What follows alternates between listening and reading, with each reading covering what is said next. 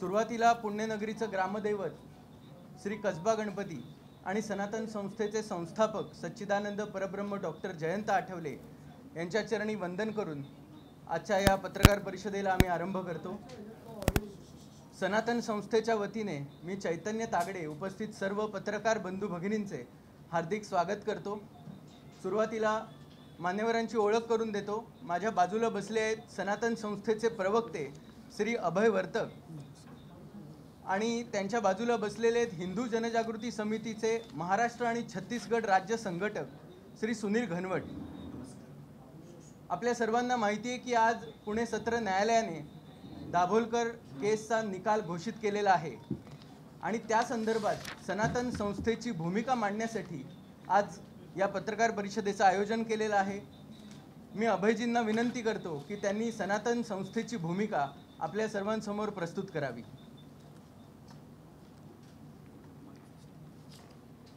आज 11 वर्षाच्या प्रदीर्घ प्रतीक्षेनंतर या प्रकरणाचा निकाल लागलाय। याच्यामध्ये या कटाचे मुख्य सूत्रधार म्हणून ज्यांना गोवण्यात आलं ते डॉक्टर वीरेंद्र सिंह तावडे, जे स्वतः ENT सर्जन, एक चांगले नेता संघटक म्हणून प्रसिद्ध होते। त्याचबरोबर याच खटल्यामध्ये सर्व आरोपींची बाजू मांडणारे अधिवक्ता संजीव पुनाळेकर, मुंबई उच्च न्यायालयाचे ज्येष्ठ अधिवक्ता, तसंच विक्रम भावे, ज्यांनी किमान 5000 पेक्षा जास्ती माहिती अधिकाराचे अर्ज करून माहिती अधिकार क्षेत्रामध्ये खूप मोठं काम केलं। तो त्याचा आवाज कमी करा, बंद करा किंवा यांची निर्दोष मुक्तता याच्यामध्ये झाली। यांची निर्दोष मुक्तता झाल्याबद्दल आम्ही या ठिकाणी भगवान श्रीकृष्णांच्या चरणी आज या ठिकाणी कृतज्ञता व्यक्त करतो। आई भवानीच्या चरणी कृतज्ञता व्यक्त करतो की प्रदीर्घ कालावधीनंतर डॉक्टर तावडेंसारख्या एका ENT सर्जनचं आयुष्य 8 वर्ष तुरुंगात राहिल्यानंतर, त्यांचं आयुष्य बर्बाद झाल्यानंतर, त्यांच्यावरती तर खरं तर प्रचंड अन्याय झालेला आहे, पण ते अखेर निर्दोष सुटलेले आहेत। विक्रम भावेंना 2 वर्ष नाहक तुरुंगामध्ये राहावं लागलं। त्यांचा कोणताही संबंध नव्हता। माननीय न्यायालयाने सांगितलं यांच्याबद्दल कोणतेही पुरावे देखील मिळाले नाहीत। अधिवक्ता संजीव पुनाळेकर, जे तर अधिवक्ता होते, जे हिंदू दहशतवाद सिद्ध करण्यासाठी म्हणून केवळ त्यांचं नाव ह्याच्यामध्ये गुंतवण्यात आलं, त्या अधिवक्ता संजीव पुनाळेकरांवरती तर प्रचंड मोठा अन्याय होता की त्यांची प्रतिमा, त्यांच्या विविध सामाजिक कार्य याला एक कलंक लावून अशा प्रकारे तपास यंत्रणांवरती दबाव टाकून जे काही दाभोळकर परिवारामार्फत, विशेषतः मुक्ता दाभोळकर आणि हमीद दाभोळकर यांच्या कम्युनिस्ट इकोसिस्टीमचा गैरफायदा घेऊन त्यांनी तपास ज्या पद्धतीने भरकटवला, तर ती अतिशय चुकीची गोष्ट होती। आणि मला असं आज वाटतं की आजचा हा निकाल म्हणजे ज्यांनी हिंदू दहशतवादाचं षड्यंत्र रचलं, त्या षड्यंत्र रचणाऱ्यांचा हा पराभव आहे। ज्या कम्युनिस्ट इकोसिस्टीमबद्दलचा फाजील आत्मविश्वास मुक्ता दाभोळकर आणि हमीद दाभोळकर यांना होता, त्या फाजील आत्मविश्वासाचा आज पराभव झालेला आहे। याच्यामध्ये 2 जण, जे सचिन अंदुरे आणि शरद कळसकर यांना शिक्षा सुनावण्यात आलेली आहे, त्यांच्याबद्दल देखील एक हिंदुत्ववादी कार्यकर्ते म्हणून ते समाज मनामध्ये प्रचलित होते। एकंदरीतच या प्रकरणाचा तपास हा संशयास्पद आहे, हे या निकालावरून आज सुस्पष्ट झालेलं आहे। कारण या प्रकरणाचा जो आत्मा UAPA, दहशतवादी विरोधी कायद्या संबंधितलं कलम, हे याच्यातून माननीय न्यायालयाने काढून टाकलेलं आहे। आणि याच्यातून एक गोष्ट लक्षात येते की देशामध्ये हिंदू दहशतवाद सिद्ध करण्यासाठी हे प्रकरण तयार करून याच्यामध्ये हिंदुत्ववादी लोकांना अडकवण्यात आलं। आणि याच्यातला महत्त्वाचा पुरावा मी आपल्यासमोर आज मांडणार आहे। या ठिकाणी पहिली गोष्ट म्हणजे 20 ऑगस्ट 2013 रोजी सकाळी 7:20 डॉक्टर दाभोळकरांची हत्या झाली। ती हत्या झाल्यानंतर केवळ 1.5 तासाच्या आत तत्कालीन मुख्यमंत्री श्री पृथ्वीराज चव्हाण यांनी विविध प्रसिद्धी माध्यमांकडे वक्तव्य केलं की हा खून हिंदुत्ववाद्यांनीच केलेला असावा, अशा प्रकारचा अंगुली निर्देश करून या तपासाची दिशा पहिल्यांदा त्यांनी भरकटवली. पृथ्वीराज चव्हाण हे त्यावेळेला मुख्यमंत्री होते, त्यांच्याकडे अतिशय एक जबाबदारीचं पद होतं आणि त्यांनी असं वक्तव्य करणं पूर्णतः चुकीचं होतं.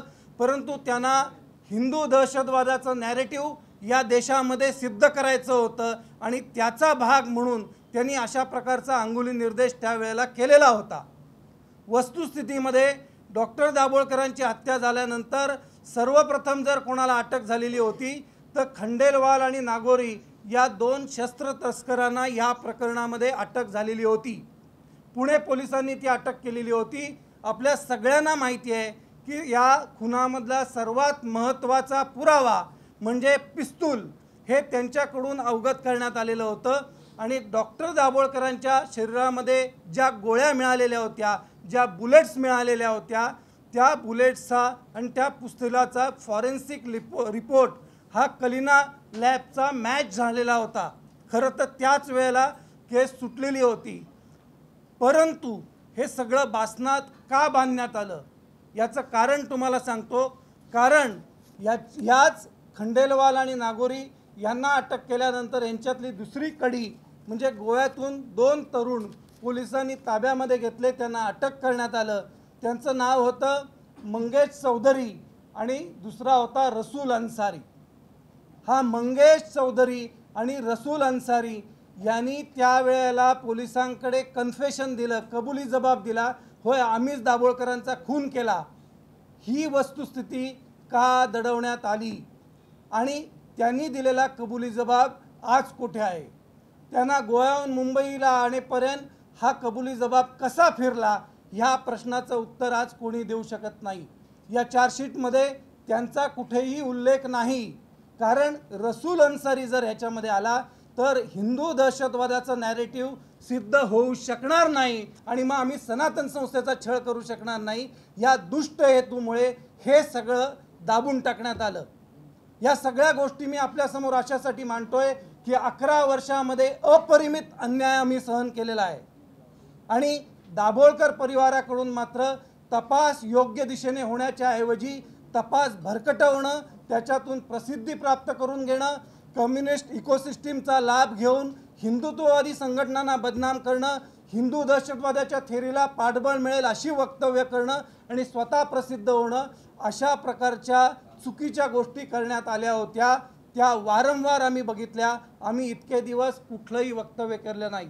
आम्ही शांत होतो. आज माननीय न्यायालयाचा हा निकाल आल्यानंतर आम्ही माननीय न्यायालयाच्या निकालाचं स्वागत करतो. लक्षात घ्या की आज याच्यातलं मुख्य नॅरेटिव्ह नष्ट झालेलं आहे.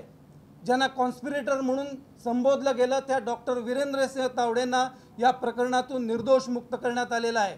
याच्यामधून विक्रम भावेंना निर्दोष मुक्त करण्यात आलेला आहे. याच्यामध्ये अधिवक्ता संजीव पुनाळेकरांच्या नावाने एकेरी उल्लेख करून ज्या पद्धतीने दाभोळकर परिवार त्यांची बदनामी करत होता, एका उच्च न्यायालयामध्ये ज्येष्ठ विधिज्ञ असलेल्या हिंदुत्ववाद्यांच्या विविध केसेस लढवणाऱ्या अधिवक्ता संजीव पुनाळेकरांची जी काही बदनामी यांनी केली त्याची भरपाई आज कोण देणार आहे हा मोठा प्रश्न आहे. कारण या सगळ्या परिस्थितीमध्ये तुमचं नॅरेटिव्ह तर सिद्ध झालं नाही, परंतु तुम्ही काही लोकांची बदनामी मात्र अवश्य केली. सनातन आश्रमावरती तपास यंत्रणांनी कसून तपास केला. आम्ही सनातन संस्थेचा प्रवक्ता म्हणून मी आपल्यासमोर सांगतो, आम्ही तपास यंत्रणांना पूर्णतः सहकार्य केलेलं होतं. संविधानाचे आम्ही पण पाईक आहोत. आम्ही कुठल्याही प्रकारचं त्याच्यामध्ये आडकाठी कुठल्याही प्रकारचं स्टेटमेंट दिलेलं नव्हतं. आम्ही आमच्या आश्रमांवरती धाडी पाडल्या. आम्ही पूर्ण सहकार्य केलं. 1600 पेक्षा जास्त साधक परिवारांची चौकशी याच्यामध्ये झाली. आम्ही सहकार्य केलं. आमच्या बँक अकाउंटची चौकशी झाली. आम्ही सहकार्य केलं. सापडलं काय? काहीही नाही. आणि आज तर हे सगळं पितळ उघडं पडलेलं आहे. आज या ज्या शक्ती होत्या, ज्या शक्तीने हिंदू दहशतवादाचं कुभांड रचलेलं होतं, एक षड्यंत्र रचलेलं होतं, या शक्तींचा हा निकाल म्हणजे सपशेल पराभव आहे. मुक्ता दाभोळकरांचा जो व्यक्तिगत अहंकार आणि प्रसिद्धी लोलुपता याचा हा पराभव आहे। हमीद दाभोळकरांनी बाहेर मीडियामध्ये सगळीकडे स्टेटमेंट केलेलं होतं। आपल्या सगळ्यांना माहिती आहे की दाभोळकरांना दुसरा गांधी करू अशा प्रकारच्या धमक्या सनातनवाल्यांनी दिल्या। ज्यावेळेला माननीय न्यायालयाच्या समोर त्यांना उभं केलं आणि त्यांना सांगितलं की याचे पुरावे द्या किंवा कुठे कोणी काय म्हटलं, ते बोलले मला माहिती नाही। त्यांच्याकडे कुठल्याही प्रश्नाचं उत्तर त्यांच्याकडे नव्हतं। त्यांनी खोटं सांगितलं की आम्ही सीबीआयकडे तक्रारी केल्या। सीबीआयने सांगितलं आमच्याकडे हमीद दाभोळकरांनी अशा कोणत्याही तक्रारी केलेल्या नाहीत। या सगळ्या प्रकरणामध्ये निरपराध काही तरुणांना गोवण्यात आलेलं आहे, त्यांना शिक्षा झाली आहे। त्यांचे वकील सक्षम आहेत, ते पुढे जातील। आम्हाला आशा आहे की उद्या वरच्या कोर्टामध्ये सचिन अंदुरे आणि शरद कळसकर सुद्धा निर्दोष सुटतील, तेव्हा या प्रकरणावरती खऱ्या अर्थाने उजेड पडेल। परंतु याला संयम ठेवावा लागेल।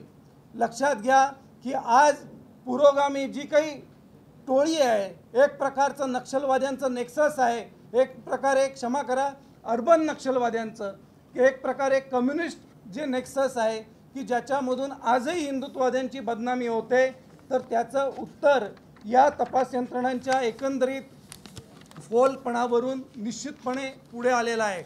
या सगळ्या प्रकरणामधली एक अतिशय गंभीर गोष्ट मी आपल्यासमोर आणतो, जी सर्व महाराष्ट्रातल्या जनतेच्या समोर जाणं खूप आवश्यक आहे।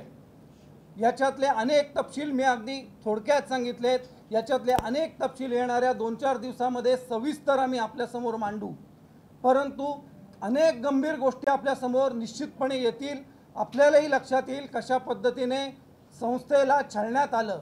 याच्यातली गंभीर गोष्ट जी महाराष्ट्राच्या समोर मी आणू इच्छितो की हा तपास सुरू असताना या खटल्यामधल्या साक्षीदारांना अनिसचे कार्यकर्ते जाऊन भेटले आणि ते माननीय न्यायालयाच्या समोर उघड झालं।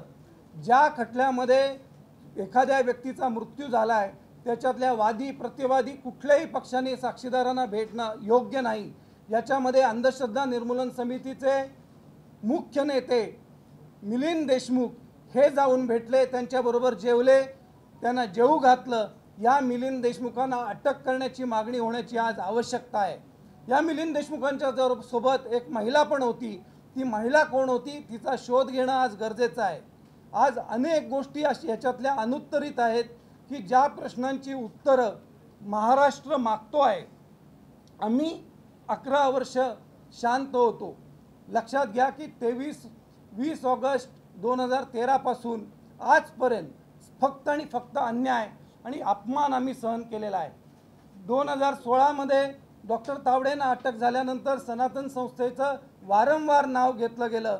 विक्रम भावेंना अटक झाल्यानंतर संस्थेचं वारंवार नाव घेतलं गेलं। प्रत्येक वेळेला आम्हाला बदनाम करण्यात आलं। माझा एक साधा प्रश्न आहे, ज्या वेळेला सप्टेंबर 2016 मध्ये सीबीआयने चार्जशीट सबमिट केलेली होती कोर्टामध्ये, त्याच्यानंतर वकील म्हणत होते की हा खटला चालवा, परंतु हा खटला चालू नये म्हणून मुक्ता दाभोळकर मुंबई उच्च न्यायालयात गेल्या आणि तो खटला थांबवण्याची विनंती केली। भारतामधलं एकमात्र उदाहरण असेल की ज्या मुलीच्या वडिलांचा खून झाला आहे, तर ती मुलगी खटला चालवा म्हणायच्या ऐवजी खटला लांबवा असं म्हणते आणि ज्या लोकांना अडकवलंय ते म्हणतात की खटला चालवा। ही विपर्यास्त परिस्थिती पूर्ण भारतामध्ये आत्तापर्यंत मला तरी कुठे दर्शवण्यात आलेली नाही, पाहण्यात आलेली नाही। अर्थात त्यांनी तो स्टे मिळवला, नाहीतर 2016 मध्ये जर हा खटला चालला असता तर 2017 किंवा 18 मध्ये याचा निकाल आला असता। डॉक्टर तावडे तेव्हाच बाहेर पडले असते।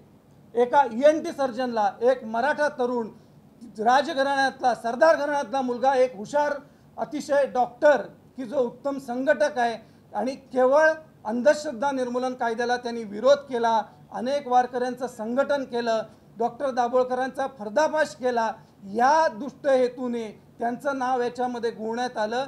2018ला डॉक्टर तावडे बाहेर आले असते। आज 2024 आहे। 18, 19, 20, 21, 22, 23, 24 कुठला विकृत आनंद या कुटुंबियांनी घेतला?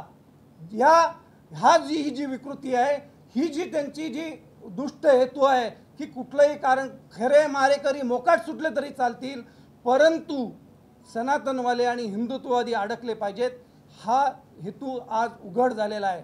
माझी आपल्या सगळ्यांना एवढीच विनंती आहे की आमची प्रतिमा याच्यामध्ये जी मलिन झाली ती माननीय न्यायालयाच्या या सगळ्या निकालामुळे आज खऱ्या अर्थाने आमच्यावरचा डाग मिटलेला आहे. परंतु याच्यातले अनेक प्रकरणं आहेत की ज्याच्यामध्ये आम्हाला ह्याच पद्धतीने अडकवण्याचा प्रयत्न झालेला आहे. त्या प्रकरणांचाही निकाल असाच लागेल.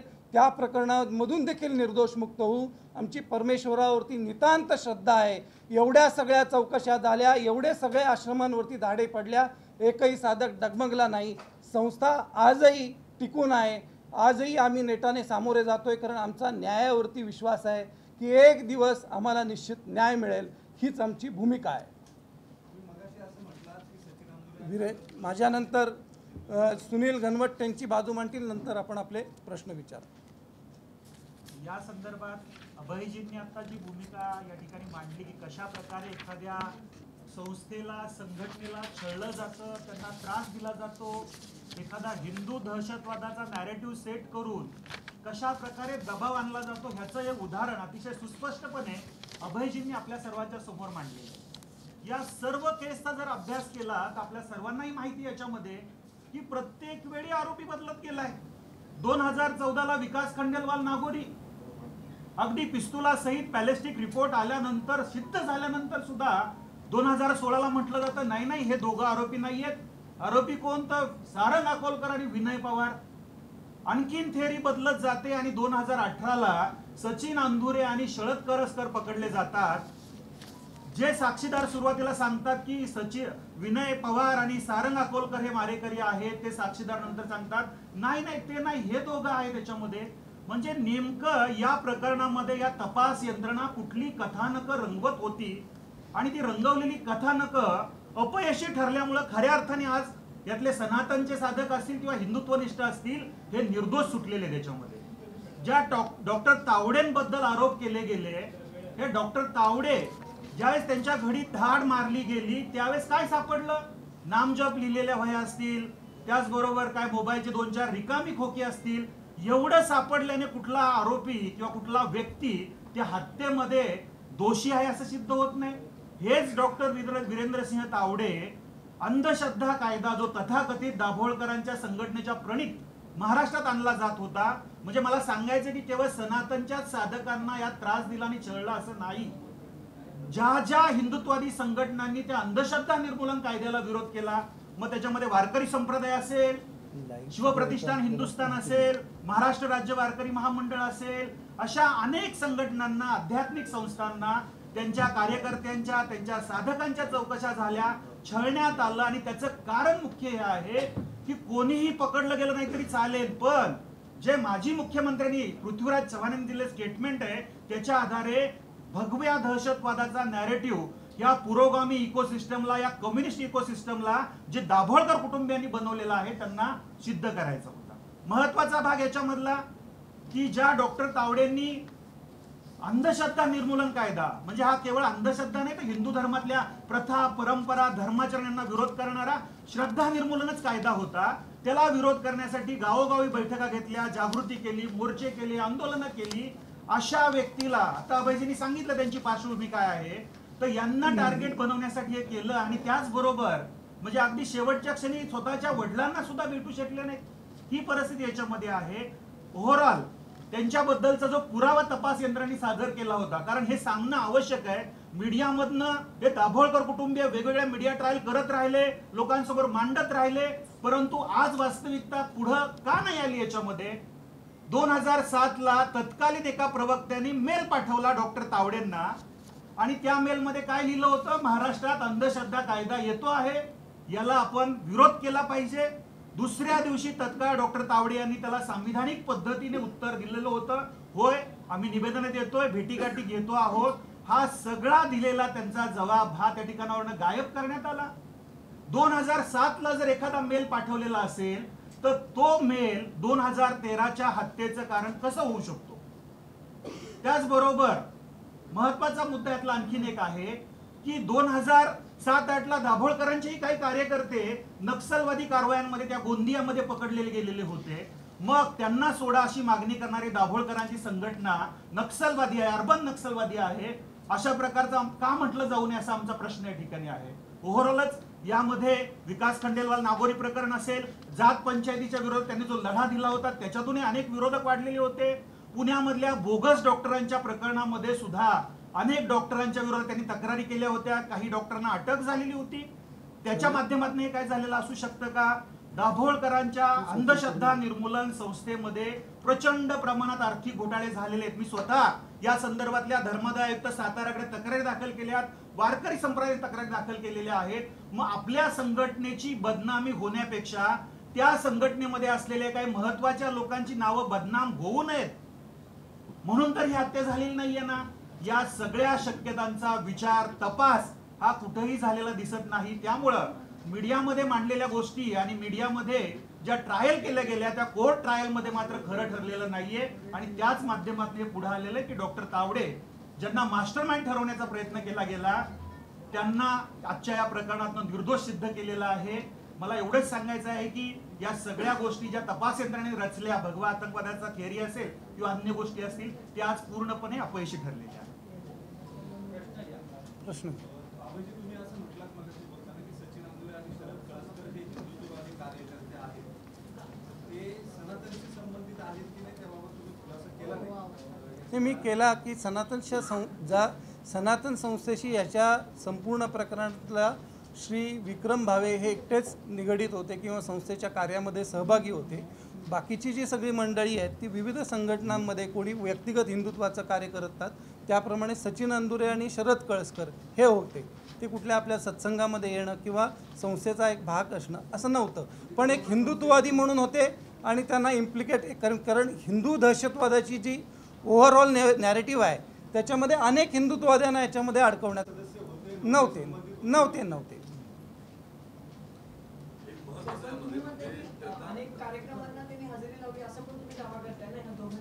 नाही, अशी कुठे मी नाही, मी कुठे म्हटलं असं? कुठे म्हटलं? असं म्हटलंच नाही. मी तुम्हाला असं म्हटलं की अनेक विक्रम भावे यांच्याबद्दल म्हटलेलं की 3000 पेक्षा जास्ती माहिती अधिकाराचे अर्ज त्यांनी केले विविध ठिकाणी. कार्यक्रमांबद्दल कुठेही उल्लेख केलेला बोल.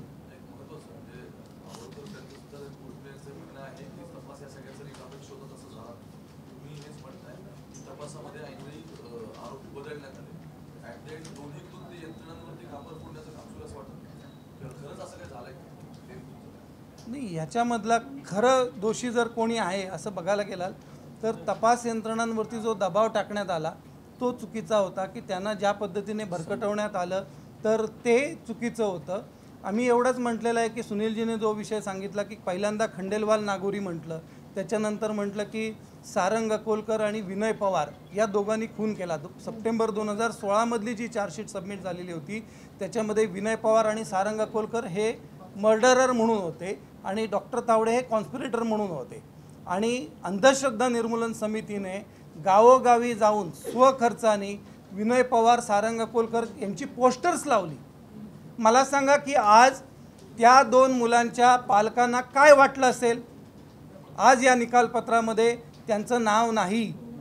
लक्षात घ्या की आज आमचा म्हणजे प्रश्न असला पाहिजे की मुक्ता दाभोळकर जर स्वतःला विवेकवादी म्हणत असतील, हमीद दाभोळकर जर विवेकवादी म्हणत असतील, स्वतःला जर निर्भय म्हणत असतील, तर आज ते त्याच बसस्टँडवरती पोस्टर लावून त्या मुलांची क्षमायाचना करणार आहेत का? हा मोठा प्रश्न आहे. पण ते तसं करणार नाहीत याची आम्हाला खात्री आहे. कारण तपास भरकटवण्याचं काम होतं. जर सप्टेंबर 2016मध्ये चार्जशीट झालेली आणि त्याच्यानुसार प्रक्रिया पुढे गेली असती तर विनय पवार आणि सारंग अकोलकर यांचीच नावं आली असती.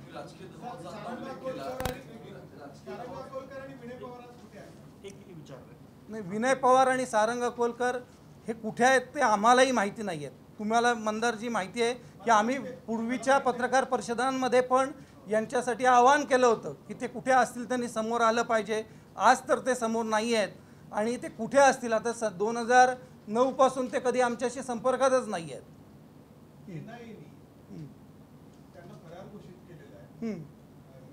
हो हो हो.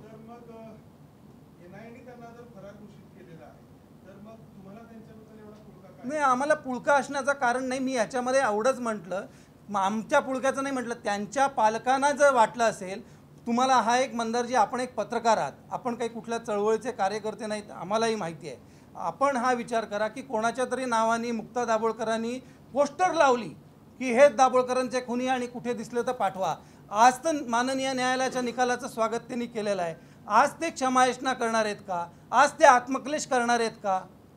तो निर्भयता त्यांच्यामध्ये नाही आहे, हे आम्हाला तुम्हाला सांगायचं. म्हटलं की गोव्यामधल्या दोघांनी ते काही जबाब दिले, तर आपल्याकडे काय पुरावा आहे? तुम्ही आता नावं घेतली. मी तुम्हाला देतो ह्याच्या लिंक.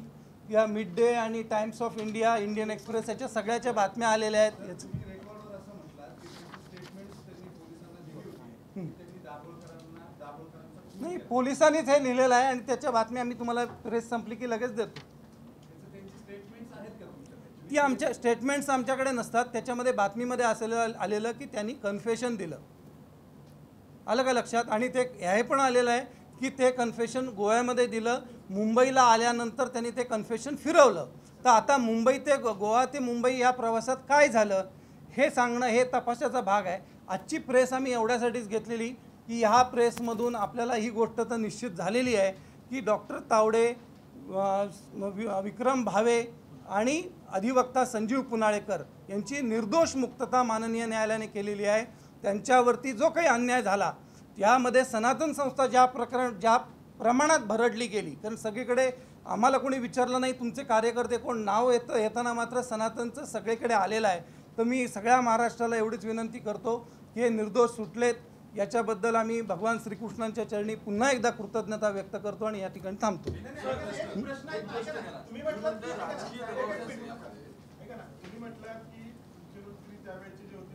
नाही, आपण उद्या परवा सविस्तर भेटू, ऑर्डर हातामध्ये येऊ द्या.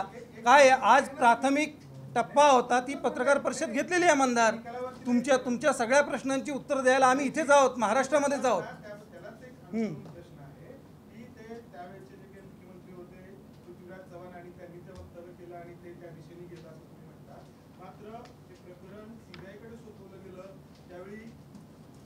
पंतप्रधान नरेंद्र मोदी होते, राज्यामध्ये मला वाटते त्यावेळी देवेंद्र फडणवीस मुख्यमंत्री होते.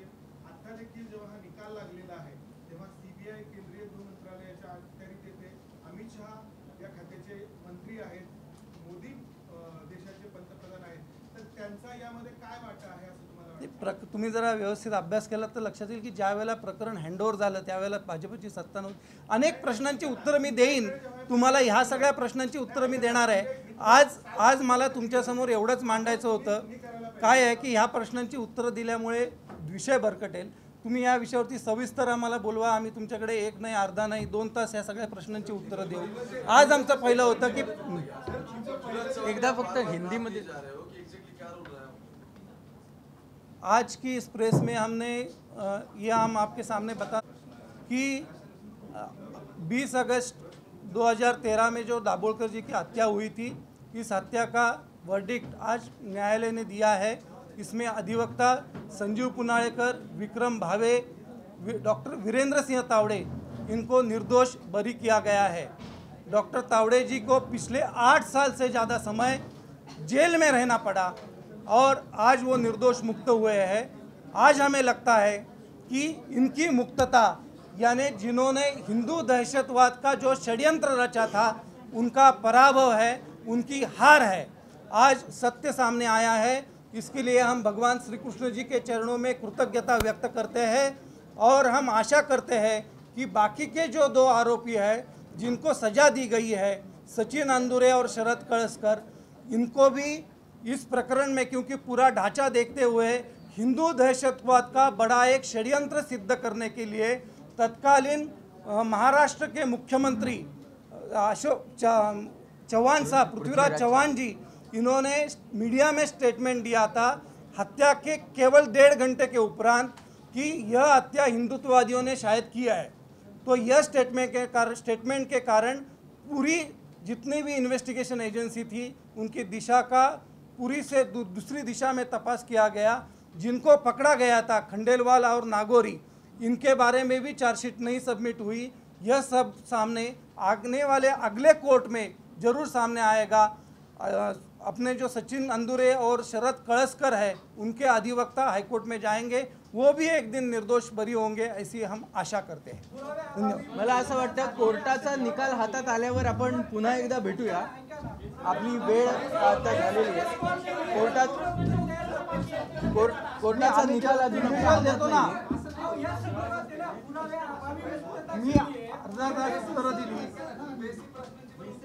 बेसिक प्रश्नांची सर कोर्टाच्याच निकालावरती कोर्ट म्हणतो पुराव्याअभावी फक्त मुक्तता केलेली असं नाही. ऑर्डर ऐका जरा, म्हणूनच ऑर्डर आल्या याची प्रतीक्षा करूया. जरा एक ऑर्डरमध्ये काय म्हटलेलं आहे ते माझ्या हातात येऊ द्या, मला वाचता येऊ द्या. मी वाचल्यानंतर आपल्याकडे निश्चितपणे स्टेटमेंट करेन.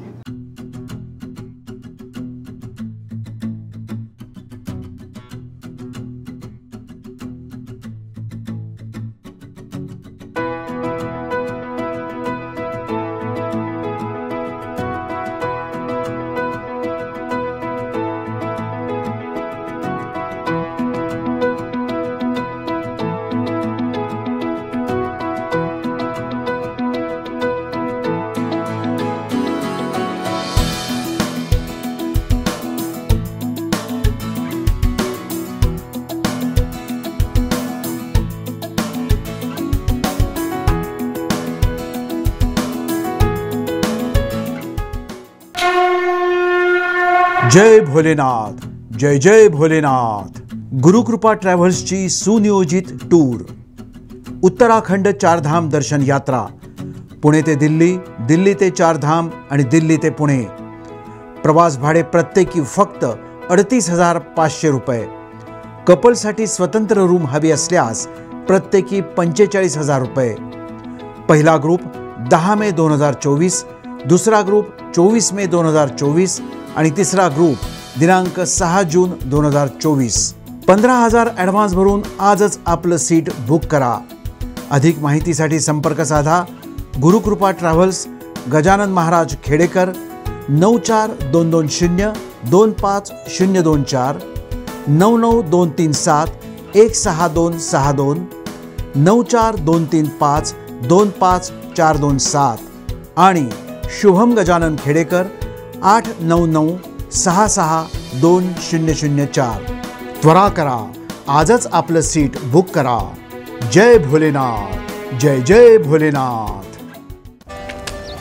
Come on guys, hurry up. यार सुन ना, एक ब्रेक ले लेते हैं. Guys, I'm telling you, तुम लोगों को सही से ट्रैकिंग नहीं आता. But that's okay, you can learn. रोज का ढक्कन देना. तो ये रेड वाला है, सही वाला देना. अबे ढक्कन, पहले तो सही पानी पीना.